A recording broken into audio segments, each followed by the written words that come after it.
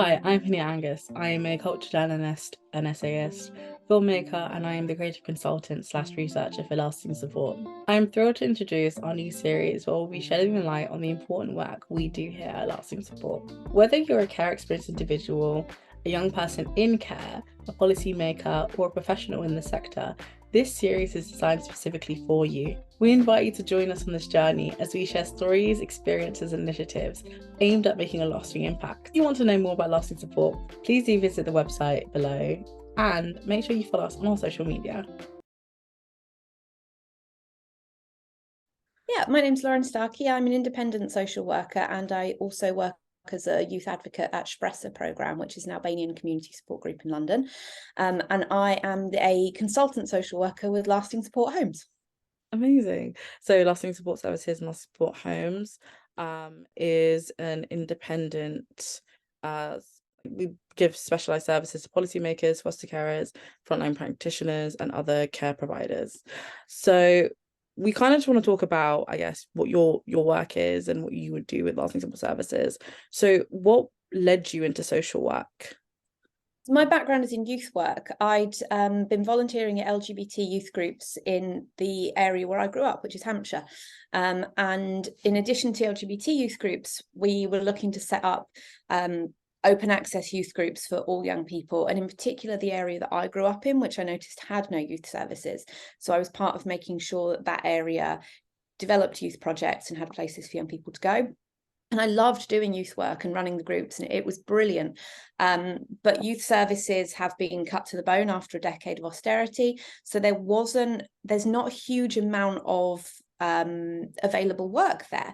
You know, I didn't have a youth work qualification. I'd started as a volunteer and worked my way up. And what I found was I had this real passion for supporting young people and doing the work, but it was really difficult to get into. And I was looking at all my options and I found social work. And I thought, this is a way to carry on doing this work directly with young people and supporting them in a way that's also very kind of embedded within sort of statutory services, and actually looking at how are statutory services working, how are they not working, what can we do for young people. So I went into social work that way.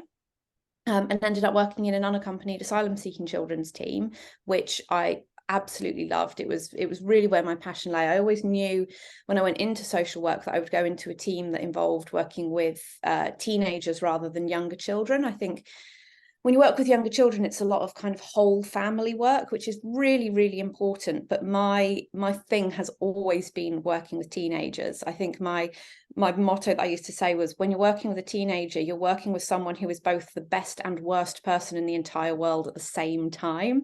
I just think there's something so brilliant about watching young people find themselves and become people.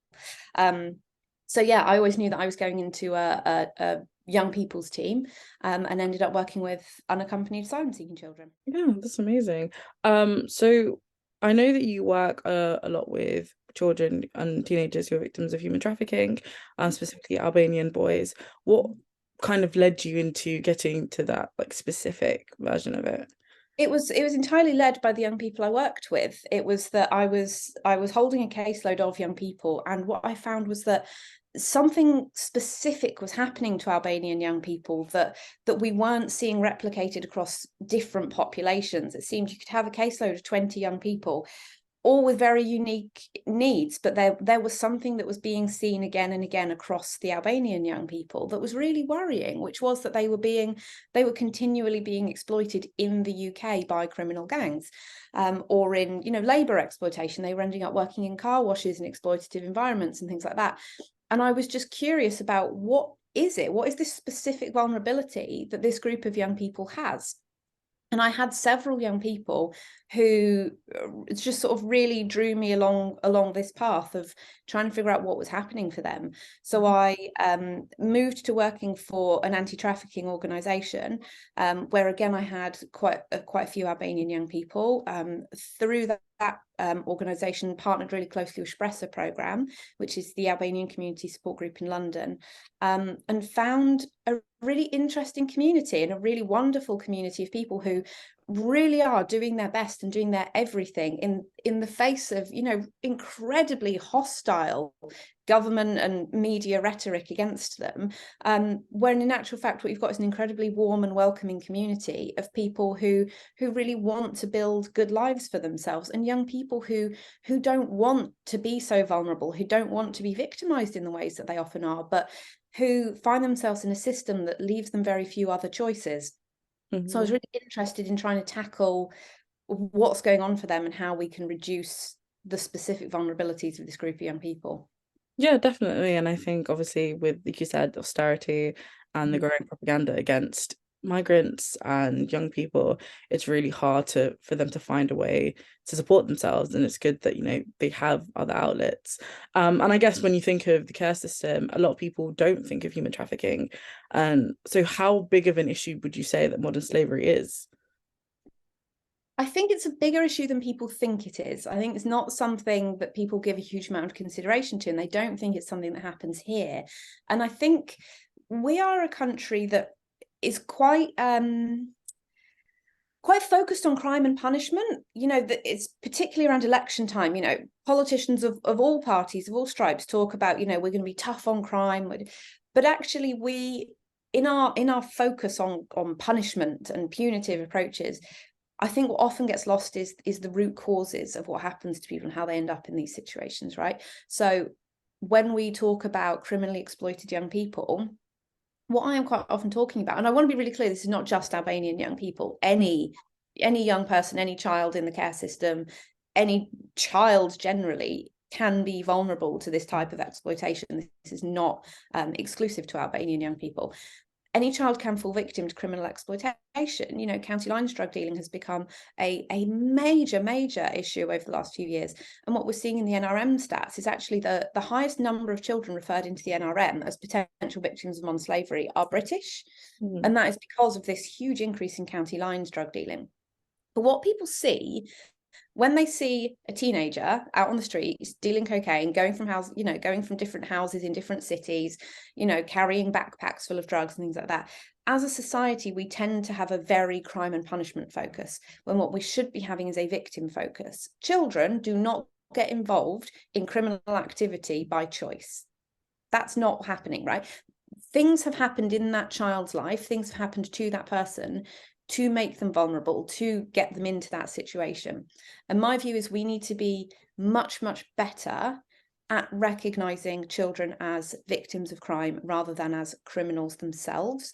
And I think people, when we talk about how prevalent is modern slavery, you know, you've just got to look at the NRM stats. The numbers are really high and they're getting higher and higher.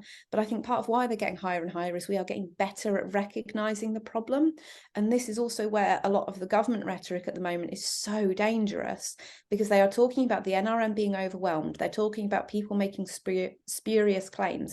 And that's not actually what's happening. When we talk about the numbers of people being referred into the NRM going up, it's not because people are gaming the system, it's because more people are being identified. It's because we're actually getting better at identifying victims, and that is a good thing. That's what we need to be doing. But the government is using that to further its own anti-migrant agenda.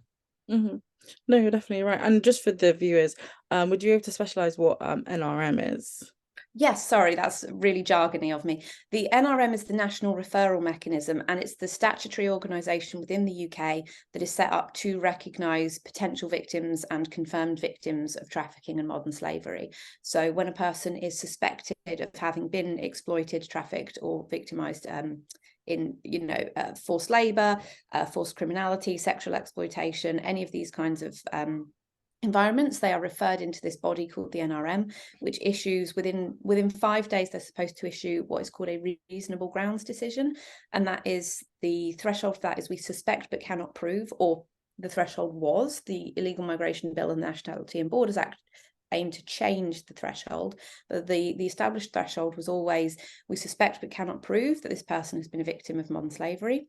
That person is then afforded a period of rest and recovery, you know, where they're supported to recover from what they've been through.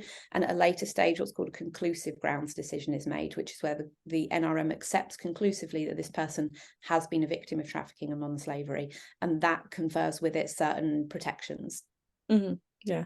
And obviously like I said before, we've seen with our government like recently, with arguments about, not protecting victims of modern slavery if they're migrants and saying that's just illegal immigration, which is obviously not the same thing.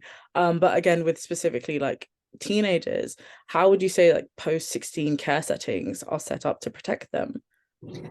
Post-16 care settings are really problematic when it comes to protecting children who are vulnerable to exploitation, because what we're often seeing is these unregulated environments that don't have to conform to a particular set of standards, and most importantly, they don't have to provide care. And so what's happening is children, and they are children, 16 and 17-year-olds are still children. Children are living in these environments without a parent or carer. Often it's an independent house where, say, for example, you've got a 4-bedroom house. You've got 4 16-year-olds living in there alone with a key worker who pops in every few days to check that everyone's, got GP appointments when they need them, that everyone's, keeping the house clean, but they don't have any requirement to provide those children with any level of care. And children who don't have anyone caring for them are really, really vulnerable to being targeted, because the last thing that exploiters want is a child with a strong network around them, right? But that's a nightmare for exploiters. You've got the police involved, you've got parents involved, you've got guardians, you've got social workers, you've got teachers. That is a nightmare for exploiters. They generally, I'm not saying it doesn't happen, it definitely does, but that's a bit of a nightmare. And the aim of exploiters is actually to extract young people from those. Yeah, they want them to be isolated as much as possible. But an easier target is children who don't have that network in the first place, right? Children who aren't living with their families, children who don't have a protective and stable home environment. And there is no one easier to target than 16, 17-year-old children who live on their own and don't have anyone there looking out for them on a daily basis. So these settings are really, really deeply problematic. And also just for the young person's well-being, what 16-year-olds wants to be getting up, and don't forget 16-year-olds can still be in year 11. We're talking school age children who are getting themselves out of bed in the mornings, ironing their own school uniforms and getting themselves into school. No one there packing their packed lunch, no one there reminding them to get to school on time, sorting out their uniform, making sure they've got their PE kit, making sure they've got their ingredients for food tech. These are 16-year-olds who are doing this by themselves. It's wild. The emotional impact of that is horrendous. Yeah, they're put at a mass disadvantage, and obviously in comparison to other like their peers who may have that support, they'll fall behind in terms of education, and then go to uni and they're getting jobs and like end up in a cycle of just not being able to break out of it. Exactly. So what advice would you give to professionals working in like not just care settings, but post-16 care settings? I think the most important thing we can all do is challenge these unjust systems. I think there's a real difficulty that professionals have in just accepting that this is the status quo, this is how things work, right? This is what the regulations say, this is what all the various acts we're working to say, this is what the social care standards say, therefore that's how it is. I think we need to be much better at challenging unjust practice. Just because the practice is within the guidelines and it's within the law, that doesn't make it okay. And if you're seeing something that's not okay, you need to challenge it. And for me, that is what I'm talking about with these post-16 care settings and the work that lasting support services are doing, because that is about saying this isn't right. You can't have children who are treated carelessly, because that's what this is. This is a careless environment. We are treating children carelessly. So we need to be challenging that system. And we need to be making sure on an individual level that we are all providing the highest possible standard of care that we can to young people. And I know the sector is in disarray at the moment. People are underpaid, people are overworked. There are too many young people in need of these placements, and there are not enough good placements available. I appreciate all of that, but I also believe in personal responsibility. And I believe if you are a professional working in one of these settings, it's not enough to just say, the system's broken, I'm overwhelmed, there's nothing more I can do. I don't believe that. I believe all of us can do something. You can challenge that system, and you on an individual level can do everything you can to provide the highest possible standard of care to your young people. And if you're working in an environment where you can't do that, you need to say something. Most definitely. And what do you hope to achieve with lasting support services slash homes? Well, there's two answers to that. There's the big one, which is I want every single young person in this country to be living in an environment where they have care, where they have support, where they feel like they have a home that they can call their own, and they've got people around them who love them and care about them. That's what I want to see on a national level. I want changes in public policy. I want changes in the law. I want changes at an individual professional level. I want every single person who's working with young people trained and knowledgeable in how to keep children safe and how to meet their emotional needs. And I think lasting support services and the work they do, the way I see kind of supporting and working with them going is working towards that goal, incremental change as much as we can, but also pushing for that major structural change. So I think it's everything. It's training other professionals. I want to see us working, to train other professionals up and make sure they know what they're doing. It's advocating for changes in public policy, and it's working directly with young people and showing them that they've got someone fighting for them. Yeah, that's incredibly important. And talking about young people, I guess, what would your message to them be, and for young people in care and for those who have care experience? Don't settle for less. Don't think that just because you've been in care and you weren't treated well, that that's okay and that that says anything about you as a person. I've seen so many young people who've said to me, well, this is just how things is. How things are. I don't deserve anything better than this. This is the way the system works. This is the way I've been treated, and that's how it is. It doesn't have to be how it is. Don't settle for less, and don't let it change how you feel about yourself. Just because you've been treated badly doesn't mean that you deserved to be treated badly. That's a problem within the system. It's not your fault. And so I would say, use your voice, speak up, challenge this system. And it shouldn't be on young people to, to spill their guts, to share their stories, to say, this is the terrible thing that happened to me, right? As professionals, we should be doing that. We should not be expecting people to kind of, like I say, to spill their guts, right? And say everything that happened to them, we need to be standing up and advocating for them.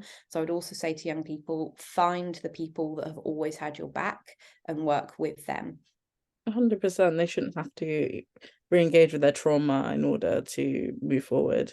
It should be on us to talk to policymakers and politicians to make sure these changes happen. And, what would you say, what message do you have for them specifically of like what they can change in the sector? For the policymakers, Yeah. I think we need to imbue the system with love and care. I think that is what's really, really missing. When I think about 16-year-olds in post-16 care settings where there's no requirement to provide care, I think about a child, say, for example, an unaccompanied asylum seeking child who's come here from another country. They've got no family here in this country. They're 16 years old. They live in one of these settings where the social workers are told, don't hug, where the staff are told, don't hug, where teachers are told, don't hug, right? Who is hugging this 16-year-old child who's probably been through immense trauma? Children don't travel halfway around the world by themselves for no reason. The children that are coming here are coming because they've been through some stuff. And they are all holding a huge amount of trauma, whether that's separation from their family, whether it's trafficking, whether it's war, persecution, whatever it is that these children have come from. They're here on their own and they need someone to care for them. And so I would say we need to push towards a system that recognizes the emotional needs of children. I think we're very good at making sure the practical needs are met, right? A lot of the statutory guidance says you must provide a child with home, healthcare, education, and support. But there's nothing that says this child must have someone they can call in the middle of the night when they're scared. There's nothing that says this child must have someone who hugs them on a regular basis, if that's what the child wants, obviously. There's nothing that legislates that level of care for young people. And I would say we need to be refocusing on the humanity of the young people that we're supporting. Stop thinking of them as problems to be solved and systems, that they need to work within. Remember that they're children, they're people, and they are the people who are going to be running this country one day. These young people are our future. So let's make sure we're giving them the best possible start. Yeah, 100%. Any politics that we hold need to be imbued with love and care and making sure, like you said, they are going to grow up as adults in our society, and so we should make sure that they know that they're supported. For sure. Yeah, for sure. And I think don't just write off children and young people who've been in care, because I think that's what so often has happened in our public sphere is, that we're dominated by people who went to the best schools and had the best possible start in life. And I think there's this assumption that if you had a rough start, that that kind of affects what you're going to be able to do in future. And I would say we need to get rid of that thinking. I think we have a political class in this country that is quite divorced from the reality that most people are living with. And I would want to see more children, young people, young adults going into becoming adults who've got a real understanding of the way things work for the average person in this country. And I would want to see them taking a more active role in public life. So we need to make sure we're not writing them off, because they're the ones who really get what's going on. And I guess just to end this off, what would you say is your lasting message to society? My lasting Quite a message, big one. So. yeah, is that children and young people are not a problem to be managed. And I don't want to see them erased from public life. A lot of debate around, for example, antisocial behaviour, right? We hear a lot of talk of, well, we don't want, we have to close parks at night because we don't want gangs of children hanging out, or we don't want gangs of teenagers in this part of the street, or, this group of teenagers is doing this. Like, we hear this all the time, right? People don't want groups of teenagers hanging around. Why not? What's so wrong with groups of teenagers hanging around? One, they've got nowhere else to go most of the time because there's no youth centres, there's no services for them. They've got nowhere else to go. They're pushed from one place to another. Parks get closed, so they have to go and hang out on the street. But then the police move them on from hanging out on the street, so they have to go somewhere else. Stop trying to erase children and young people from public life. They're not a threat. They're not something to fear. When they have issues, talk to them about what the issues are. Figure out, well, what do they need to prevent these issues from happening? Because it's not good enough to just constantly police young people out of public life. Give them something to do. Give them somewhere to go. If you're having issues, talk to them. Figure it out. Yeah, I think like a lot of people I don't know if they don't know this or want to ignore it, but young people and children are like one of the most oppressed people in our societies, and often we kind of forget that we were also young, we were also big children, and we Yep. deserved that all that love and care that we got, they also deserve. And it's really disappointing that we kind of have continued this cycle. Like no matter how progressive we seem to get, it's one of the things that seem to not change. Well, it's one of those things, isn't it? Is as young people, who has ever seen like a really heavy-handed, really punitive, really police-led kind of response? Mm. Who has that ever worked on? Right? What teenagers have ever, had the police come over and gone, you lot shouldn't be involved in this, and gone, all right, yeah, fair enough, I'm done. That's not how it works. I think a really good recent example actually is Mizzy, that lad from TikTok. I mean, clearly the boy is a menace, right? He needs a good talking to. But I was astounded by the number of people calling for the police to be involved because, look at what the content he's producing, look at the way he speaks, look at the interviews he's giving. Do you think that boy cares about getting arrested and about what the police have to say to him? Of course he doesn't. That's not going to work. Talk to him, figure out, hey, what the hell is going on in your life that you think this is an acceptable way to behave and to treat other people? And what do you need to help you realize this isn't okay and to be better? Because I really don't think that arresting him is going to do the trick, because he doesn't care. That adds to his whole mythos, right? The mythos of Mizzy, the bad boy, Mizzy, the guy who gets away with anything, and then, Johnny Law finally catches up with him or whatever. Like, it just adds to his whole vibe. It's not actually going to achieve anything. Talk to that kid, figure out what's going on in his life. Yeah, I think like it's a thing, maybe it's a very British thing that we have like a very punitive response to things instead of, wanting to Especially teenagers. We have an incredibly punitive response to teenagers that I've never understood, really, because we were all teenagers. We've all done it. yeah, I mean, 100%. we haven't all broken into people's houses and dogs and things like that, but It's to the extent of just not lesser listening. examples. Yeah, and I think, like, going forward, obviously, the work you're doing, the work that we're doing here at Lasting Support Services, going forward, hopefully we can create a world wherein children are listened to and they are supported.